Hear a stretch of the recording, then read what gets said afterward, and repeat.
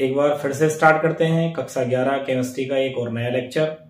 और इस लेक्चर में, ये नया लेक्चर तो है ही है, साथ में हम एक नई यूनिट स्टार्ट करने जा रहे हैं, यूनिट नंबर 3, जिसका नाम है तत्वों का आवर्त वर्गीकरण एवं गुणों में आवर्तिता, मींस क्लासिफिकेशन ऑफ एलिमेंट्स को हम इसमें पढ़ने वाले हैं। देखिए, बड़ा महत्वपूर्ण चैप्टर हमने जो यूनिट नंबर 2 था परमाणु संरचना, उसको कवर किया, उसको समझा अच्छे से। और लगभग मैं ऐसा मानता हूं कि मैंने अपनी तरफ से पूरा प्रयास किया है कि आपको अच्छे से समझ में आए, और आपको समझ आया भी होगा। उसका रिवीजन आप लगातार कर रहे होंगे और अपने कॉपी पर नोट्स ठीक से प्रिपेयर भी कर लिए होंगे।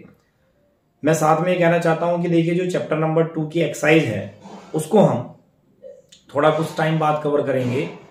मैं सोच रहा हूं कि पहले आपको यूनिट नंबर 3, क्योंकि ज्यादा बड़ी यूनिट ये है नहीं जो हम पढ़ने वाले हैं, अब इसको और इसकी एक्सरसाइज को साथ में कंप्लीट कराऊंगा। आगे को जितना भी हम पढ़ेंगे सारी एक्सरसाइज हम साथ में कंप्लीट करते चलेंगे। लेकिन चैप्टर नंबर 2 की एक्सरसाइज में थोड़ा ज्यादा क्वेश्चन है तो ज्यादा समय लग सकता है, इसके लिए हम थोड़ा सा उसको बाद में कवर कर लेंगे। लेकिन मैं आपको पूरा विश्वास दिलाता हूं कि इस चैनल पर आपको चैप्टर बहुत ठीक से, बिल्कुल बोर्ड पर थ्योरी लिखी हुई है हर टॉपिक की, और एक्सरसाइज का एक एक question, objective question, competition level के क्वेश्चन सब आपको मिलता रहेगा। थोड़ा आप धैर्य बनाते रहिए, धैर्य बनाकर रखिए। तो आज हम जो स्टार्ट कर रहे हैं इस चैप्टर को, एक महत्वपूर्ण चैप्टर है, समझने वाला चैप्टर है। कंपटीशन में यहाँ से बहुत सारे क्वेश्चन पूछे जा सकते हैं, वो सब मैं आपको बताऊंगा। तो ये चैप्टर आपने कक्षा 10 में भी पढ़ा होता है, क्योंकि कक्षा 10 में जो विज्ञान हमारा होता है वहां पर इस चैप्टर को पढ़ाया जाता है, उससे एक बड़े लेवल पर इसको पढ़ाया जा रहा है। तो वर्गीकरण तो लगभग आप पढ़ ही लेते हैं वहां, लेकिन अब हम यहाँ तत्वों के वर्गीकरण को बिल्कुल जीरो से स्टार्ट कर रहे हैं। तो बहुत सही से समझने की आप कोशिश कीजिएगा। किसी के कोई डाउट या क्वेरी आएंगे तो वो आप मुझसे नेक्स्ट वीडियो में अपने कमेंट में लिख सकते हैं, और नेक्स्ट वीडियो में उन डाउट्स को क्लियर कर सकते हैं। तो चलिए स्टार्ट करते हैं। अध्याय 3, तत्वों का आवर्त वर्गीकरण एवं गुणों में आवर्तिता। आप देखेंगे इसमें पहला ही टॉपिक मैंने लिखा हुआ है, तत्वों के वर्गीकरण की आवश्यकता। देखिए, मैं आपको थोड़ा सा पीछे फ्लैशबैक में ले चलता हूं। ओवरऑल देखिए, मुझे जितना आज तक समझ आया है, या मैं जो बच्चों को पढ़ाता हूं या जिन स्टूडेंट्स को मैंने आज तक पढ़ाया, अब देखिए मैं एक ही बात उनको बताता हूं कि जो ये सब्जेक्ट है केमिस्ट्री, जो रसायन विज्ञान आपका ये पूरा विषय है, ये आधारित ही तत्वों पर है। आप देखिए पहले से जानते तो हैं, जब कक्षा 10 में पढ़ा है, जो हमारी आवर्त सारणी है, जो पीरियोडिक टेबल जिसे हम कहते हैं, उसमें तत्व हैं। वही तत्व रिएक्शन करके आपस में यौगिक बनाते हैं, और उन यौगिकों की वजह से ही ये हमारा पूरा रसायन विज्ञान है। तो अगर आप ओवरऑल समझें तो सब कुछ जो कहानी है इस केमिस्ट्री की, वो तत्वों को लेकर ही तो है। आधुनिक समय में जो तत्व ज्ञात हो चुके हैं वो लगभग 110 के करीब तत्व ज्ञात हो चुके हैं। कई जगह 114, 118 तक भी है, लेकिन आप 110 तक समझिए कि लगभग हम 110 तत्वों की खोज अब तक कर चुके हैं, अर्थात 110 तत्व हमारे पास आवर्त सारणी में है। लेकिन इन 110 तत्वों तक हम एक दिन में तो पहुंचे नहीं है। लगभग ऐसा कहते हैं कि 17वीं शताब्दी तक बहुत कम तत्व हमें ज्ञात थे। 17वीं शताब्दी तक तो बहुत कम तत्व पता थे, लेकिन 18वीं 19वीं शताब्दी तक आते आते लगभग आप समझिए कि 60 से 70 लगभग तत्व हमें ज्ञात हो चुके थे। अगर हम बात करें, जब इतने सारे तत्वों की खोज हो चुकी थी, तो वैज्ञानिकों को उन तत्वों के बारे में पढ़ने में, उनके भौतिक रासायनिक गुण, वो किसी से क्रिया करते हैं तो किस प्रकार करते हैं, कोई किसी से क्रिया करेगा कि नहीं करेगा, यौगिक बनाएगा नहीं बनाएगा, उसकी भौतिक अवस्था क्या होती है, अगर उसके भौतिक गुणों की बात करें तो किसी तत्व से क्या समान है, किससे भिन्न है, रासायनिक गुण किसके साथ समानता दिखा रहे हैं, तत्वों के आपस में किससे भिन्नता दिखा रहे हैं, इस प्रकार की बहुत सारी बातें उस समय उनके मस्तिष्क में आती होंगी। एक जैसे तत्व, अर्थात जिनके लगभग गुण एक जैसे होंगे, उनका मन करता होगा कि भी इनको एक साथ ऐसे पढ़ लिया जाए। जो अलग अलग तत्व होते होंगे उनको वो अलग अलग रखने का प्रयास करते होंगे। कुल मिलाकर अगर हम कहें, जब बहुत अधिक तत्वों की खोज हो गई तो उनके अध्ययन को सुव्यवस्थित, क्रमबद्ध बनाने के लिए, आसान बनाने के लिए वैज्ञानिकों ने उन तत्वों को बांटने का प्रयास किया।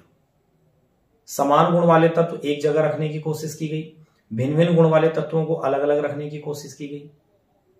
कुल मिलाकर कहें तो जैसे हम देखते हैं अपने दैनिक जीवन में बहुत सारी चीजों को देखते हैं कि जब हमारे पास संख्या में कोई चीजें ज्यादा हो जाती हैं, कुछ वस्तुएं ज्यादा हो जाती हैं, तब हम उन्हें बांटने का प्रयास करते हैं।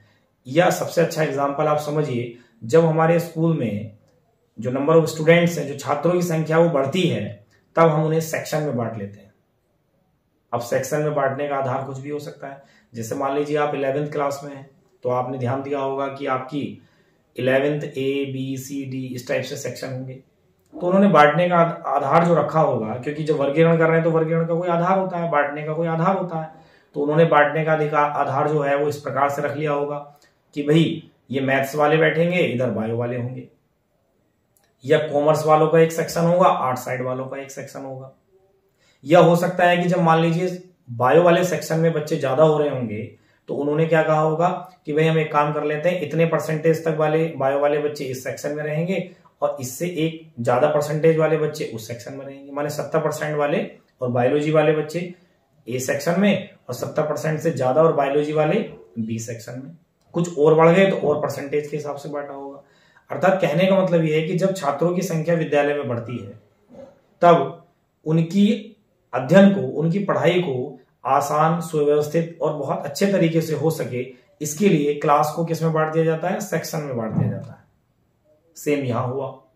जब तत्वों की खोज 17वीं शताब्दी तक कम ही थी, लेकिन 18वीं और 19वीं शताब्दी में तत्वों की खोज ज्यादा हो गई, ज्यादा तत्व हमें ज्ञात हो गए उस समय, तब उस समय के वैज्ञानिकों ने उन सभी तत्वों को वर्गीकृत करने का प्रयास किया और आधार उन्होंने जो रखे वही तो हम पढ़ने वाले हैं। अर्थात उन्होंने कोशिश की कि एक जैसे तत्वों को एक साथ रखते हैं, अलग अलग गुण वाले तत्वों को अलग अलग रखते हैं। इससे क्या होगा भाई? इससे यही तो होगा कि मान लीजिए जब एक साथ हमने एक जैसे गुण वाले रखे होंगे, तो उनमें से किसी एक तत्व को अगर हम पढ़ लेंगे तो उसके जैसे ही लगभग सारे गुण वाले तत्व हैं, तो उनके बारे में हमें आसानी से वैसे ही पता चल जाएगा। तो इसलिए हम तत्वों के वर्गीकरण की जो आवश्यकता हुई उसको भली भांति हम जान गए होंगे। मैं आपको फिर से एक बार कह देता हूं, जो वर्गीकरण की आवश्यकता है वही इस चैप्टर को आगे बढ़ाती है, क्योंकि जब वर्गीकरण की आवश्यकता हमें समझ में आ जाएगा तो किस किस वैज्ञानिक ने जो प्रयास किए, देखिए कुछ बहुत सार्थक प्रयास हुए, उन सार्थक प्रयासों को हम पढ़ने वाले हैं। और कैसे हम, जिसको हम पहले से जानते हैं कि आवर्त सारणी तक कैसे हम पहुंचे, वो सब आपको इस चैप्टर में पढ़ना है। क्योंकि देखिए चैप्टर जो है 2 पोर्शन में है, तत्वों का आवर्त वर्गीकरण एवं गुणों में आवर्तिता। तो पहले हाफ में, चैप्टर के पहले आधे हिस्से में हम आवर्त वर्गीकरण पढ़ रहे हैं, अर्थात तत्वों का वर्गीकरण पढ़ रहे हैं। और जब हम वर्गीकरण करके आवर्त सारणी पढ़ लेंगे, आवर्त सारणी तक पहुंच जाएंगे, उसके बाद वो आवर्त सारणी जिन बातों के लिए बनाई गई, अर्थात गुण तत्वों के किस प्रकार से परिवर्तित होते हैं, भौतिक और रासायनिक गुण क्या है, वो भी हमने पढ़ना है। क्योंकि कई बार तो हमें ये नहीं पता कि गुण होते क्या है। जैसे एक अच्छे मनुष्य का गुण है कि भाई उसको ईमानदार होना चाहिए, सत्यवादी होना चाहिए, तो हमें पहले पता तो होगी गुण होते क्या है।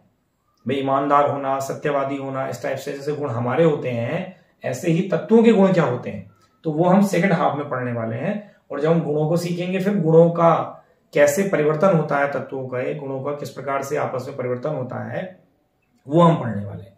तो हम सबसे पहले तत्वों का आवर्त वर्गीकरण पढ़ रहे हैं। उसमें भी हमने टॉपिक पढ़ा वर्गीकरण की हमें आवश्यकता ही क्यों हुई। तो शॉर्ट में हम कहें तो इसलिए हुई क्योंकि जब तत्वों की खोज बहुत ज्यादा हो गई, जब हमें बहुत ज्यादा संख्या में तत्व ज्ञात हो गए, तो उनके अध्ययन को क्रमबद्ध, सुव्यवस्थित, आसान बनाने के लिए वैज्ञानिकों ने उनको बांटने का प्रयास शुरू किया।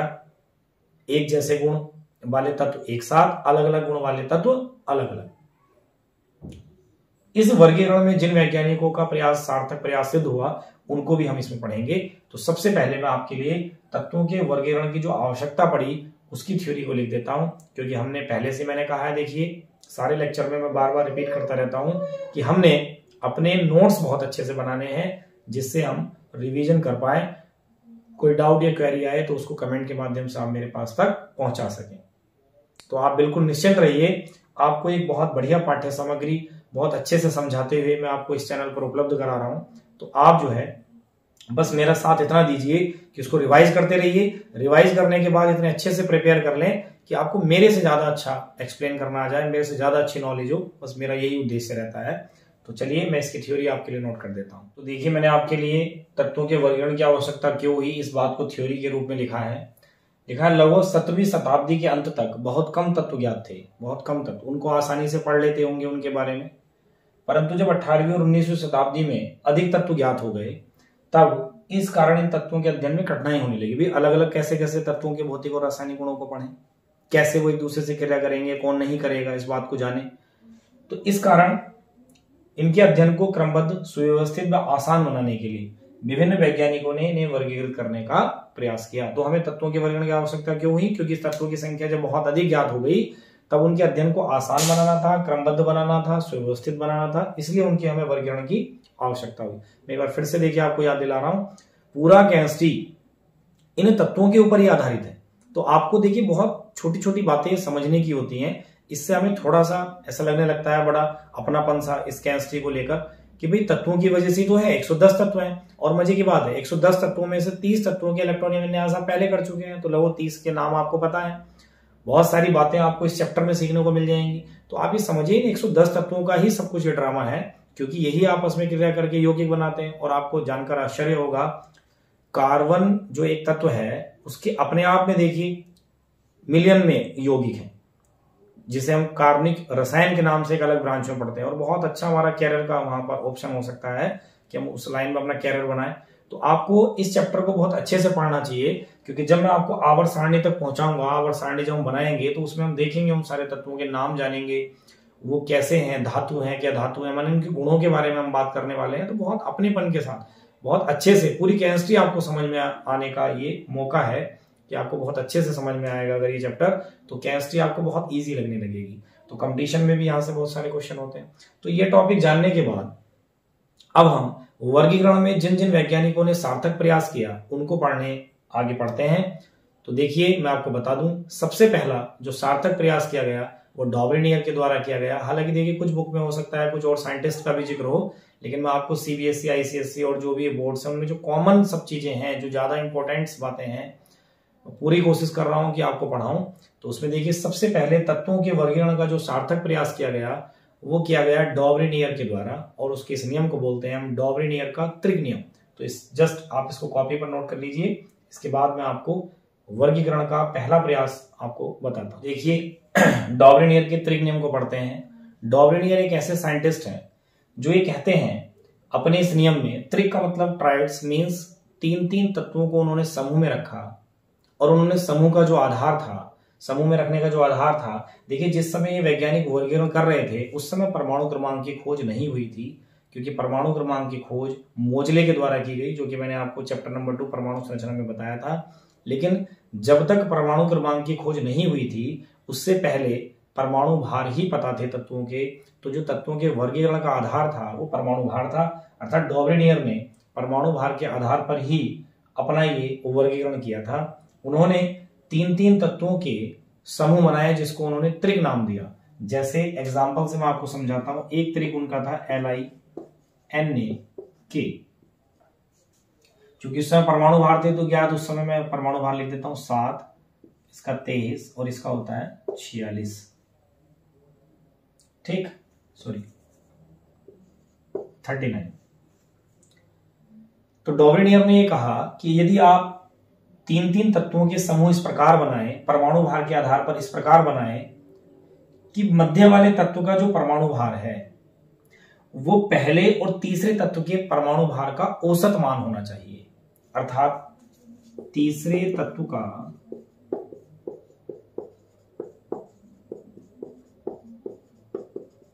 परमाणु भार होना चाहिए पहले और तीसरे तत्व के परमाणु भार का माध्य, औसत मान। तो पहले व तीसरे तत्व के का परमाणु भार, तत्व के परमाणु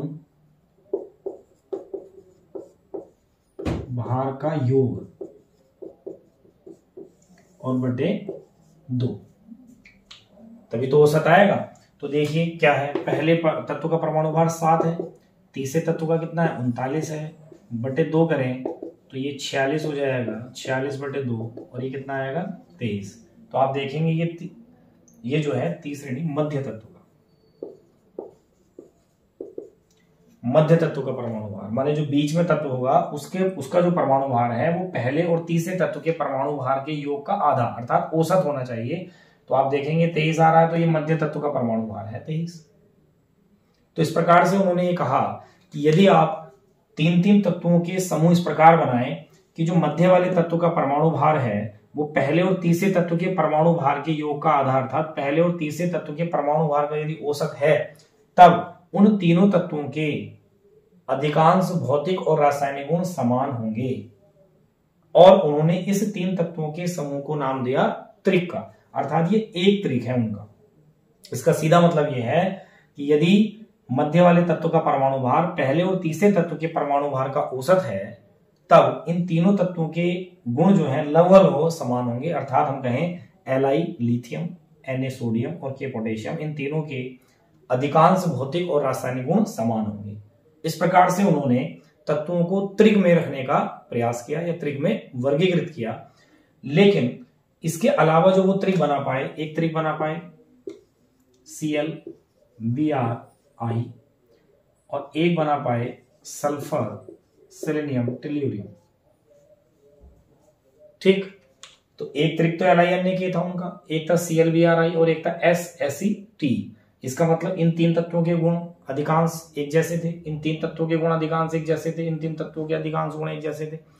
लेकिन उनकी जो विफलता का कारण था, क्योंकि देखिए उनका जो ये वर्गीकरण है भाई विफल भी हुआ, लेकिन उसने एक डायरेक्शन जरूर दी अन्य वैज्ञानिकों को। विफलता का या उनके जो दोष था इस त्रिक नियम का वो ये था कि उस समय ज्ञात सभी तत्वों को वो त्रिक में नहीं बांट पाए, अर्थात सभी तत्वों के त्रिक नहीं बना पाए, केवल 9 ही तत्वों को वो वर्गीकृत कर पाए, अर्थात 3 ही त्रिक वो तत्वों के बना पाए।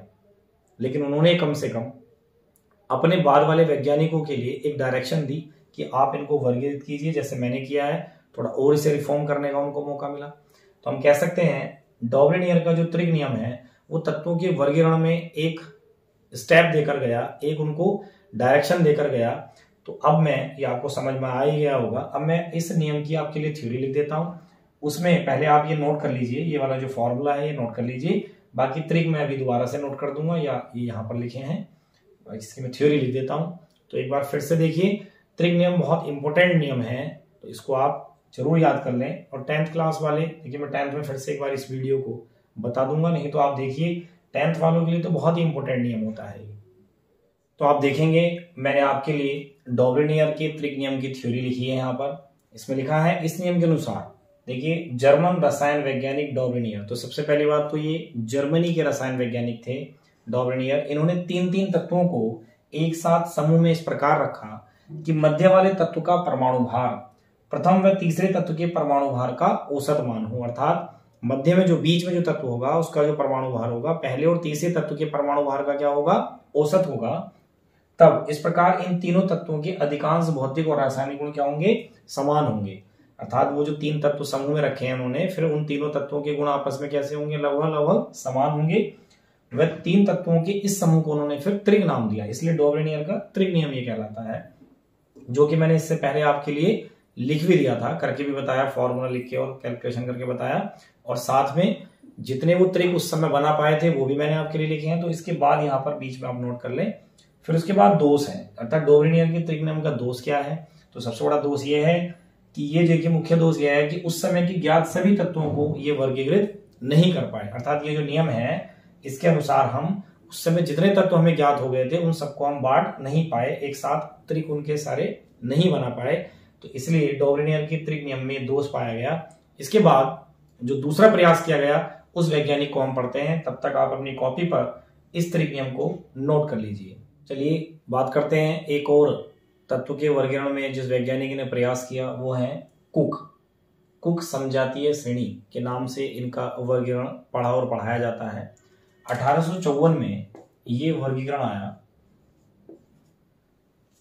इस वर्गीकरण में देखिए कुक द्वारा तत्वों को वर्गीकृत करते समय समजातीय श्रेणी में वर्गीकृत किया गया, माने तत्वों को समजातीय श्रेणी में वर्गीकृत किया गया। और इसे समजातीय श्रेणी नाम इसलिए दिया गया क्योंकि देखिए मैंने पहले ही कहा इस वर्गीकरण के टाइम तक भी परमाणु भार ही ज्ञात थे, तो इन्होंने भी वर्गीकरण परमाणु भार के आधार पर ही किया। आप देखेंगे तत्व और उनके परमाणु भार में आपस में कोई ना कोई संबंध, कोई समानता इस प्रकार की आ रही थी, तब उन्होंने उसे समजातीय श्रेणी का नाम दिया। तो मैंने यहाँ पर एक कॉलम बनाया, तत्व, एक परमाणु भार और एक परमाणु भार का प्रकार। तो तत्व देखिए नाइट्रोजन है, परमाणु भार 14 है, तो मैंने इसको यहाँ 14 लिखा और 1 कह दिया। अगली बार फास्फोरस है, 31 है। हमने इस 31 को तोड़ा, 14 था पहले से, 14 में इसमें हमने 14 ले लिया और 17 एक्स्ट्रा है, तो 14 तो कम से कम इसके जैसा हो रहा है ना, ऐसे करके समानता देख रहे हैं, तो 14 + 17 था, इस वाले को हम A + B कह सकते हैं क्योंकि A तो इसके अंदर आ ही रहा। इसके बाद आर्सेनिक है, आर्सेनिक का 75 होता है परमाणु भार, इसको जब हमने तोड़ा तो 14 और 17 हमारे पास पहले से है भाई, 14 और 17 को लिखा, जो बचा वो 44, तो हम कह सकते हैं कि A हमारे पास पहले से है, B पहले से है, तो A + B, और ये कोई नई संख्या है तो इसको हमने क्या कह दिया, C। अगला है एंटीमनी 119, इसको हम तोड़ेंगे तो देखिए हमारे पास पहले से 14 और 17 है, लेकिन इस बार 44 ना लिखकर हमने देखा जो बच रहा है वो 88 बच रहा है, तो इस 44 और 88 में जो संबंध आ रहा है वो 44 से दूना है 88, अर्थात हम इसे इस प्रकार कैसे लिख सकते हैं पैटर्न में, एक A + B और ये C का दूना है अर्थात 2C। अगली बार अगर हम देखें बिस्मिथ का 207 परमाणु भार होता है, इसको हमने 14 और 17 में तोड़ा और बच रही थी संख्या 176 जो 88 की दूनी है, अर्थात कह दें कि C की 4 गुनी है, 44 चौका 176, तो हम कह सकते हैं कि A + B और C का 4 गुना है तो 4C। तो इस प्रकार से परमाणु भारों में कोई ना कोई देखिए संबद्धता आपस में समानता दिखाई दे रही है, कोई ऐसा हमें संख्या दिखाई दे रही है कि जो पहले की संख्या की दुगनी है या पहले से वो संख्या उपस्थित है। इस प्रकार से इन तत्वों की श्रेणी को समजातीय श्रेणी नाम दिया गया और उन्होंने कहा कि इस प्रकार से यदि तत्वों में आपस में समानता प्रदर्शित होगी तब उसे हम ये कह सकते हैं कि इस श्रेणी के ये जो तत्व हैं लगभग भौतिक और रासायनिक गुणों में समानता प्रदर्शित करेंगे, तो इसे हम कुक का समजातीय श्रेणी वर्गीकरण कहते हैं। इस प्रकार से उन्होंने तत्वों की समजातीय श्रेणियां बनाई, लेकिन दोष इसका भी वही था कि वो इस प्रकार उस समय के जो ज्ञात सारे तत्व थे उनको समजातीय श्रेणियों में वर्गीकृत नहीं कर पाए, केवल कुछ ही तत्वों को ऐसे समजातीय श्रेणी में बांट पाए। अतः इस नियम का भी ये हमें दोष देखने को मिलता है। तो इसकी थ्योरी चलिए मैं नहीं लिख रहा हूं, जो मैंने बोला है उसी से नोट कर लेना आप, कोई ज्यादा ऐसी बात नहीं है। मेन ये टेबल है, तो इस टेबल में आपको दिख रहा होगा कि जो तत्व हैं उनके परमाणु भार और परमाणु भार आपस में अगर देखा जाए तो एक तरीके से ऐसा है, ये समजातीय श्रेणी का जो लॉजिक है इस टाइप का, जैसे हमें कंपटीशन में रीजनिंग मेंटल एबिलिटी के क्वेश्चन करने के लिए आते हैं ना, संख्याओं के पैटर्न लिखे होते हैं, तो हमें देखना होता है कि जैसे उन्होंने 3-4 संख्या दे दी तो पूछते हैं कि अब कौन सी संख्या आएगी, तो हम उनमें आपस में कुछ ना कुछ कॉमन जैसा जोड़ने गुणा करके भाग करना है, इस टाइप का कुछ पैटर्न देखते हैं। तो ऐसे ही उन्होंने यहाँ पर देखा कि कोई ना कोई परमाणु भारों में आपस में संबंध सा उन्हें प्रतीत हुआ, और यदि उसमें संबंध प्रतीत हो रहा है तो उन्होंने कहा कि ये हो ही इसलिए रहा है क्योंकि इन सब तत्वों के भौतिक और रासायनिक गुण लगभग समानता प्रदर्शित करते हैं, और इसे हम कुक समजातीय श्रेणी के वर्गीकरण के नाम से जानते हैं।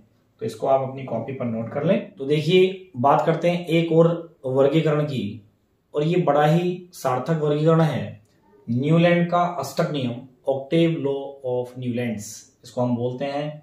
न्यूलैंड अपने इस अष्टक नियम में देखिए क्या कहते हैं, ये एक इंग्लिश केमिस्ट हैं, इन्होंने ये कहा कि यदि आप तत्वों को परमाणु भार के बढ़ते क्रम में रखेंगे, क्योंकि उस समय जिस समय न्यूलैंड अपना ये वर्गीकरण प्रस्तुत कर रहे थे उस समय परमाणु भार ही क्या था, और इनका ये जो नियम है लगभग 1865 में आया, माने आप कहें इससे पहले वाला 1854 में आया कुक का, और जो सबसे पहले मैंने डॉवरिनियर पढ़ाया सन नहीं लिखा था वो 1817 में आया था। तो 1817 के बाद 1854 में आया और न्यूलैंड का अष्टक नियम 1865 में आया, और इन्होंने अपने इस नियम में परमाणु भार का बढ़ता क्रम ही रखा क्योंकि उस समय तक परमाणु भार ही क्या था। तो न्यूलैंड ने अपने इस नियम में ये कहा कि यदि आप तत्वों को परमाणु भार के बढ़ते क्रम में रखेंगे तो 7 तत्वों तक आप उन्हें रखें, 1 2 3 4 5 6 7, तो जो 8वां तत्व होगा वो पहले के जैसे गुण प्रदर्शित करेगा।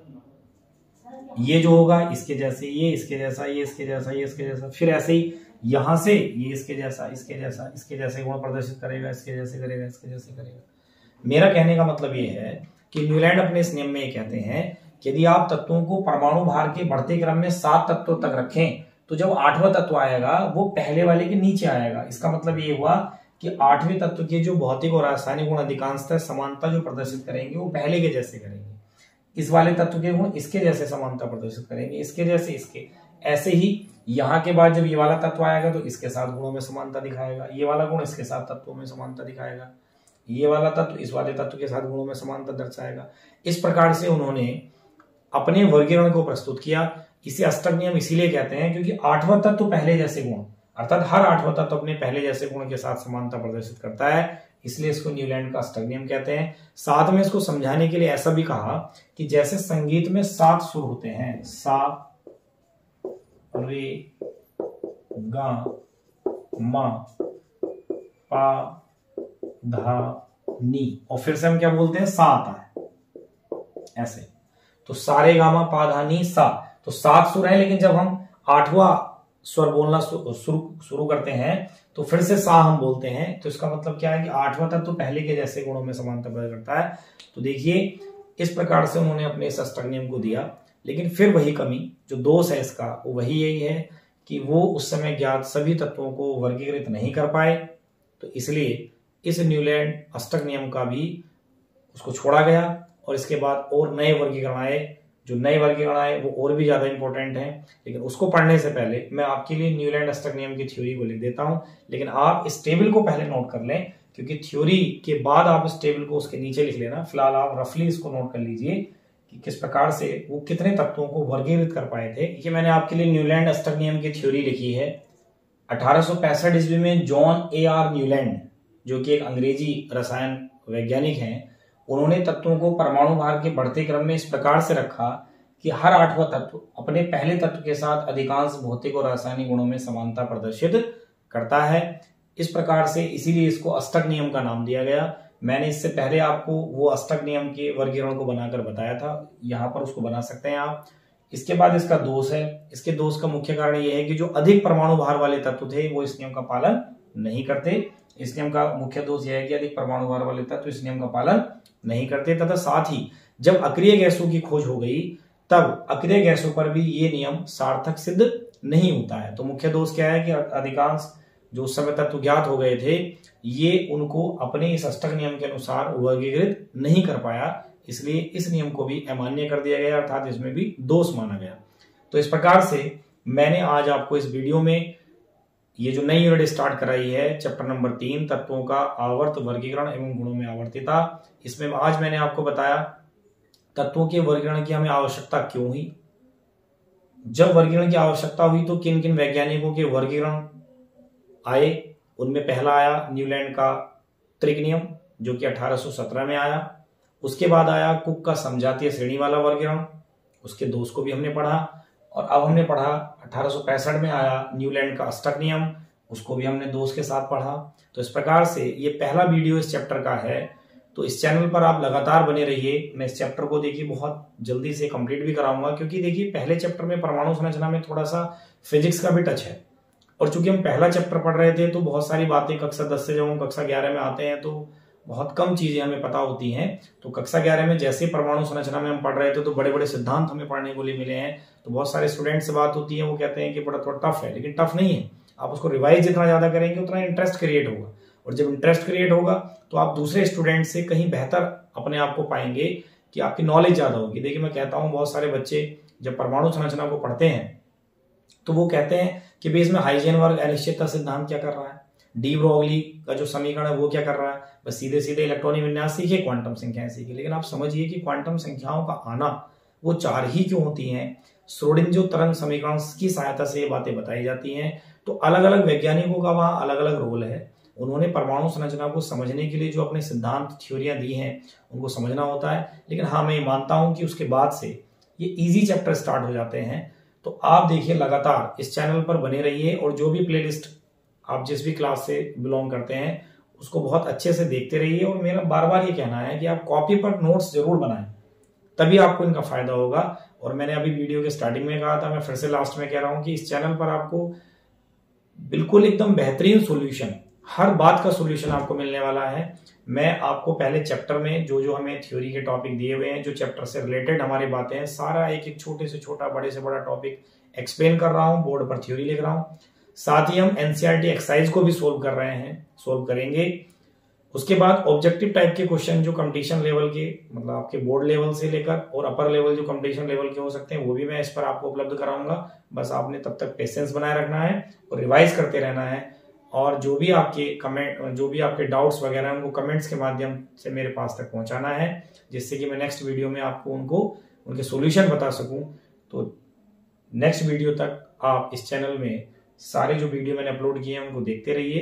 तो मिलते हैं नेक्स्ट वीडियो में नेक्स्ट टॉपिकों के साथ, जो अभी हमारा वर्गीकरण चल रहा है उसको लेकर।